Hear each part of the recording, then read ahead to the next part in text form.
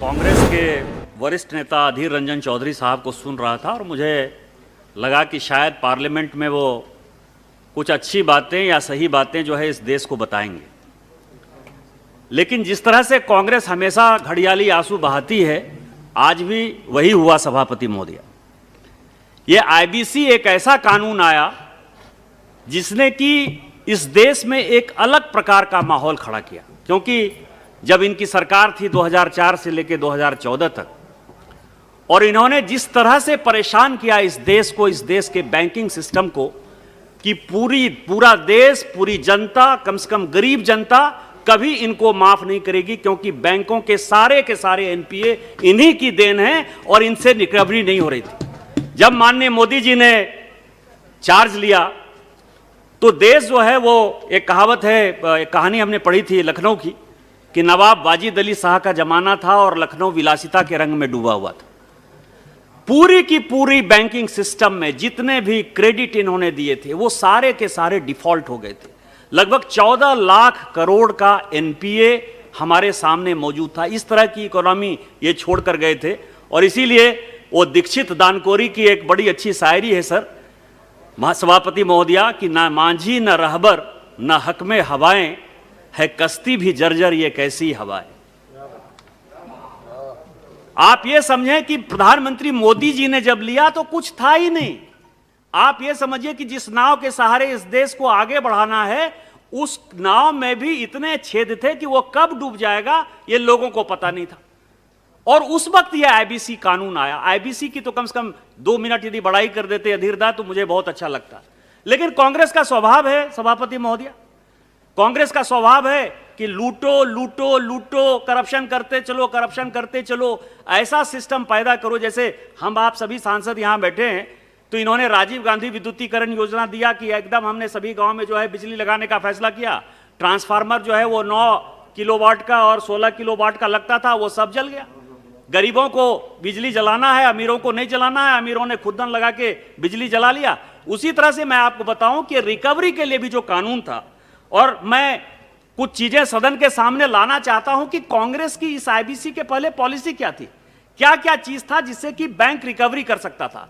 एक लोक अदालत सिस्टम है सभापति महोदया, कि लोक अदालत के माध्यम से आप रिकवरी कर सकते हैं। यहां पिनाकी मिश्रा साहब बैठे हुए हैं, बड़े वकील हैं और इस तरह के केसेस में लगे रहते हैं।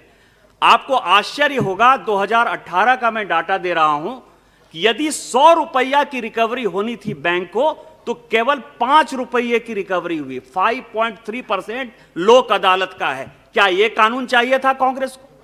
दूसरा कानून यह लेकर आए डीआरटी। डीआरटी में आपको आश्चर्य होगा कि डीआरटी ने तो और भी गजब कर दिया। यदि 100 रुपये की बैंक को, क्रेडिटर को यदि रिकवरी होनी है तो केवल उसकी रिकवरी हुई 3.5%, 3 रुपया। क्या यह चाहिए था इस देश को? तीसरी रिकवरी इनका सरफेसी एक्ट, तीसरा जो है कानून ये लेकर आए वो सरफेसी एक्ट था, और सरफेसी एक्ट की रिकवरी थी सभापति महोदया 14%। और मैं सदन को बताना चाहता हूं बड़ी गंभीरता के साथ कि ये जो आईबीसी कानून 2016 में आया, इसकी रिकवरी रेट है 42.5% से लेके 45%। क्या इस कानून में जो बातें चल रही हैं उसके लिए मदद करने की अपने को आवश्यकता नहीं है? अब ये करे कोविड, ये ऑर्डिनेंस क्यों लेके आए? कोविड के कारण क्या हुआ ये पूरे देश ने देखा। बाप बेटे से अलग हो गया। बाप की यदि मृत्यु हो गई तो बेटा जलाने के लिए नहीं गया। यदि कोई बीमार हो गया घर में, वहां नहीं गया। देश की हालत यह है, पूरी दुनिया की हालत यह है। पूरी दुनिया में संबंध खत्म हो गए, ग्लोबल वर्ल्ड खत्म हो गया। आज कोई यदि लंदन अमेरिका जाना चाहता है तो वो जा पाएगा कि नहीं जा पाएगा, यह भी एक बड़ा सवाल है। आप पूरे देश में किस तरह के माहौल में जी रहे हैं, और उसमें यदि माननीय प्रधानमंत्री जी, माननीय वित्त मंत्री जी निर्मला सीतारामन जी और हमारे मित्र अनुराग ठाकुर साहब यदि एक अच्छी चीज लेकर आ रहे हैं तो उसमें भी आप कह रहे हैं कि ऑर्डिनेंस क्यों? ऑर्डिनेंस की आवश्यकता क्यों नहीं थी? माननीय प्रधानमंत्री जी का एक तरफ उद्देश्य था लोगों का जान बचाना, दूसरी तरफ उद्देश्य था उसका पेट भरना, और तीसरी तरफ उद्देश्य था कि किस तरह से रोजगार पैदा करें। और पूरी दुनिया क्या थी कि इकोनॉमिक फ्रंट पर 4 चीजों से लड़ रही थी। पूरी दुकान और फैक्ट्री लगभग पूरी लॉकडाउन में, केवल हिंदुस्तान में नहीं पूरी दुनिया में ऐसा हुआ। उसके कारण क्या हुआ? वर्ल्ड, अभी ओईसीडी की रिपोर्ट आई है सभापति महोदया कि कम से कम 5% बेरोजगारी वर्ल्ड वाइड इस साल बढ़ने वाली है। क्या बेरोजगारी को खत्म करने के लिए कंपनी बचाने की आवश्यकता नहीं है? दूसरा क्या है कि इंटरनेशनल ट्रेड जो है उसका जो कॉस्ट है वो 25% बढ़ने वाला, और उसका बढ़ने का कारण क्या है कि पूरे बॉर्डर सील है, पूरा का पूरा इकोनॉमी जो है वो सील हो गया। आज भी इंटर स्टेट मूवमेंट में जो है सभी लोगों को परेशानी होती है। यदि इंटर स्टेट मूवमेंट में परेशानी है तो वर्ल्ड वाइड और जगह परेशानी है, तो 25% उसका कॉस्ट बढ़ने वाला है। उसी तरह से पूरा का पूरा पर्यटन उद्योग, चाहे वो होटल हो, चाहे वो सिनेमा हॉल हो, चाहे वो टैक्सी वाले हो, चाहे वो रिक्शा वाले हो, ठेले वाले हो, सभी के सभी बेरोजगारी की हालत में हैं। और इस सेक्टर को पूरी दुनिया में कम से कम 75% नुकसान होने वाला है। और जो सबसे इंपॉर्टेंट है कि कोई ऐसा कंट्री नहीं है जहां की जीडीपी लॉस नहीं है। और पूरी दुनिया में जो विकसित देश हैं, जैसे यूएस है, यूएस ने अपनी इकोनॉमी में $2 ट्रिलियन जो है अपनी इकोनॉमी में दिया। उसी तरह से चाइना ने दिया। यदि आप सारे कानून की बात करेंगे तो मैं आपको बताऊं कि भारत, यूनाइटेड किंगडम ने, यूके ने पूरा मोरेटोरियम जो है लागू कर दिया कि जब तक ये कोविड का मामला चल रहा है 31 दिसंबर तक वो पूरा मोरेटोरियम होगा। जर्मनी ने टेम्पोररी सस्पेंड कर दिया इंसॉल्वेंसी और क्रेडिटर्स राइट्स को जो है पूरा का पूरा 6 महीने के लिए उसमें संशोधन कर दिया। रोमानिया ने यह कानून 16 मार्च से जो है स्थगित कर दिया। उसी तरह न्यूजीलैंड ने, मैं आपको बताऊं कि जितने देश हैं उन सभी देशों ने इस तरह का कानून लागू किया। तो भारत को क्या करना था? भारत ने यह सेक्शन 7 में, सेक्शन 9 में, सेक्शन 10 में संशोधन किया। और संशोधन यह किया कि जो फाइनेंशियल क्रेडिटर्स हैं या जो ऑपरेशनल क्रेडिटर्स हैं या जो कॉर्पोरेट डेब्टर हैं, इन सबों के बीच में किस तरह का सामंजस्य लाया जाए। क्योंकि यदि मान लीजिए आज कोई कंपनी यदि इंसॉल्वेंसी में जाती है और हमने आपको बताया कि हम 45% तक जो है उससे पैसा रिकवर कर पाए, तो आज जब पूरी इकोनॉमी पूरी ठंडी हो गई, किसी के पास कोई पैसा नहीं है, ना कोई फॉरेन का आपका इन्वेस्टर यहां आने को तैयार है, ना इंडियन इन्वेस्टर यहां आने को तैयार है, बैंकिंग सिस्टम में जो है कोई काम करने को तैयार नहीं है, उसको ये पता नहीं है कि ये कंपनी हम ले लेंगे तो कोविड के बाद ये चल पाएगा कि नहीं चल पाएगा, बीच में नहीं हो पाएगा। तो क्या आपको लगता है कि हम 100 रुपया का चीज जो है इन्हीं की तरह डीआरटी में और सरफेसी एक्ट लगा के 5 रुपये में बेच दें? और इस कारण से, और आपको ध्यान हो कि इसी पार्लियामेंट ने मार्च के महीने में एक बड़ा संशोधन जो है इंसॉल्वेंसी एक्ट में किया था। और हमने यह सोचा था कि हम इस इंसॉल्वेंसी एक्ट से, जो आप कह रहे थे कि 270 दिन किस तरह से जल्दी से सुविधा हो जाए, किस तरह से लोगों को रोजगार मिल जाए, वो सारी व्यवस्था सरकार ने की थी। लेकिन जिस तरह से यह सिचुएशन पैदा हुआ उसमें भारत सरकार के पास किस तरह की चीजें मौजूद थी। और जो सीआरपी की बात कर रहे हैं आप, इस देश में एक बड़ा घटिया तरह का माहौल चल रहा है। और वो माहौल ये है कि अभी आपने देखा होगा कि सरकार ने एक जो प्रोफेशनल कंपनी में इस तरह के जो प्रोफेशनल आरपी जो नियुक्त करते हैं, जो सीआरपी की बात कर रहे थे, उसके यहां रेड हुआ। और उस रेड में किस तरह का पता चल रहा है, वो एक भारत सरकार के लिए एक बड़ी सोचनीय बात है। तो आप क्या सोचते हैं कि उनको अधिकार देके 66 एक्ट में यदि संशोधन नहीं करते तो आरपी जो है किसी भी कंपनी को किसी तरह से बेच सकता था? क्या आप लिक्विडेशन में कंपनी को ले जाना चाहते हैं? यदि एनसीएलटी के माध्यम से, आईबीसी कोड के अलावा यदि यह लिक्विडेशन में चलता है, तो मैं पूरे सदन से पूछना चाहता हूं कि लिक्विडेशन में कंपनी को कितना पैसा मिलता है, कितनी वापसी होती है?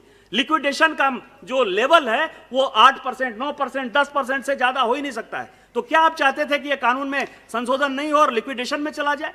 मेरा सवाल जो है यह है। और आप जो कह रहे थे, केसेस की बात कर रहे थे, इस आईबीसी कोड में क्या हुआ, यह मैं सभापति महोदय आपके माध्यम से अधीर रंजन चौधरी साहब को बताना चाहता हूं कि यह सेक्शन 7 में लिस्ट होने के पहले आपको बताऊं, सेक्शन 7 में लिस्ट होने के पहले 27,000 इस देश में ऐसे केस थे जो कि सेक्शन 7 लागू करने का मौका ही नहीं मिला। उसके पहले ही जो है कम से कम 2 लाख करोड़ की रिकवरी जो है इस सेक्शन के कारण हो गई।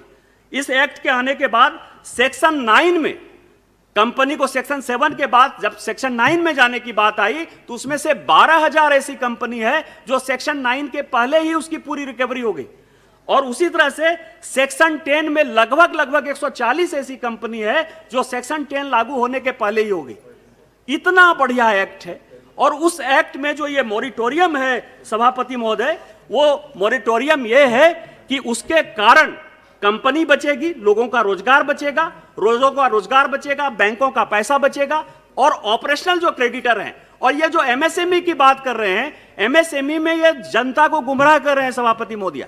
1 करोड़ से नीचे के जो लोग हैं वो किसी भी आईबीसी के दायरे में आते ही नहीं है, और उनके लिए आरबीआई में या कॉम्प्रोमाइज फॉर्मूला के तहत कई कॉर्पोरेट लॉ में ऐसे कानून हैं जिसके माध्यम से वो अपनी रिकवरी कर सकते हैं। लेकिन मैं अंत में अपनी एक बात कहकर जो है समाप्त करूंगा कि इन लोगों को जो है माननीय मोदी जी के ऊपर या इस देश में हिंदू सभ्यता संस्कृति के ऊपर जो है कोई फेथ नहीं है। मैं सभापति महोदया, एक बात, मैं अभी जेरूसलम गया था और जेरूसलम में 3 रिलीजन है और इजिप्ट भी जाने का मौका मिला। यदि आप यहां कहिए कि गाय हमारी माता है, हम उसका दूध पीते हैं, गाय को मत काटो, तो लोगों को लगेगा कि हिंदू धर्म की बात है। मैं सभी को कहता हूं कि इजिप्ट का जो है वो कैरो का वो म्यूजियम देखना चाहिए कि जो वहां ममीज हैं उसमें गाय का जो है वो फोटो बना हुआ है और उसमें कहते हैं कि गाय मेरी माता है। वो पूरा का पूरा इस्लामिक कंट्री है। जेरूसलम में मॉस्क ऑफ अक्सा है सभापति महोदया, और वहां कहते हैं कि मोहम्मद साहब आए थे, कुरान उनको मिला था और उसके बाद एक पत्थर पर आए थे और वो स्वर्ग चले गए थे, या जहां भी जाते हैं भगवान जाते हैं, मतलब धर्म में आस्था है। उसके ठीक 300 फीट नीचे जो है ज्यूज हैं जो आज भी माथा पटकते हैं और कहते हैं कि यहां मेरे गॉड हैं, और उस गॉड के लिए वो वहां जाते हैं। उसी तरह से वहां ईसा मसीह का जो है वो क्रूसिफिकेशन हुआ, और वो फ्राइडे को क्रूसिफिकेशन होता है और संडे को जो है केवल 15-17 लोगों को ही पूरे दुनिया में वो मिलते हैं, लेकिन वो कहते हैं कि नहीं धर्म है। कोई भी उस धर्म के ऊपर क्वेश्चन नहीं करता कि ज्यूस ऐसा क्यों कहते हैं, मुस्लिम ऐसा क्यों कहते हैं, क्रिश्चियन ऐसा क्यों कहते हैं। लेकिन भारत में हमेशा चर्चा होगी कि अयोध्या में राम पैदा हुए, वो तुम बताओ, मतलब आस्था का सवाल है। उसी तरह से इस पूरे देश में जनता का विश्वास माननीय मोदी जी के ऊपर है, और ये वही ताकते हैं जो राम का इतिहास पूछने का कोशिश करते हैं। उस जनता के विश्वास को डिगाने के लिए ये इसी तरह की बातें करते हैं। मिस्टर मोदी में आस्था है, और मिस्टर मोदी जो भी काम कर रहे हैं वो देश को बनाने का काम कर रहे हैं। छोटे से लेके बड़े लोगों को कैसे बचाया जाए, कैसे इस कोविड से रक्षा की जाए, उसके लिए मैं सभी से आग्रह करूंगा कि आप इस कानून का दिल खोलकर समर्थन कीजिए। इन्हीं शब्दों के साथ जय हिंद, जय भारत।